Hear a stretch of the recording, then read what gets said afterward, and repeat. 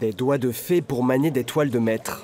Dernières inspections, minutieuses, avant de porter cette œuvre vieille de 472 ans dans son nouvel écrin. C'est un tableau qui est délicat à manipuler parce qu'il n'y a pas de prise véritable, c'est-à-dire qu'il est dans un faux cadre. C'est un cadre qui est décoratif mais qui ne sert pas à maintenir l'œuvre, donc on ne peut pas vraiment se tenir sur le cadre, ce qu'on peut faire sur toutes les œuvres en général. Et d'autre part, le tableau est assez lourd, donc il faut quand même assurer son maintien. Donc on a derrière le tableau 2 traverses en bois très anciennes, qui sont peut-être des traverses originales, et qui servent justement, qui peuvent servir à appréhender l'œuvre correctement.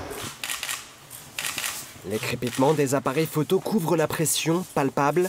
Garder son sang-froid, oublier la rareté des œuvres pour éviter une catastrophe. C'est la technique de Benoît, fraîchement diplômé d'un master d'histoire de l'art. Sur les premiers accrochages, on sent une sorte de petite pression personnelle parce que forcément, on se rend compte des œuvres qu'on a entre les mains et puis au fur et à mesure justement de cette habitude, on commence à s'en détacher. Aujourd'hui, c'est des opérations qu'on fait de manière pas automatique, mais disons, la tâche fait qu'on est dedans et qu'on se détache justement de la valeur des œuvres. Le musée fait peau neuve, une nouvelle offre culturelle qui se veut généreuse, plus d'œuvres exposées et surtout plus de surface d'accrochage. Ce Bronzino, c'est aussi un moyen d'attirer des publics très différents.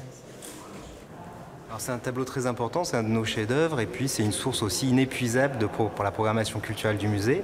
Ça a beaucoup intéressé de nombreux créateurs, des artistes.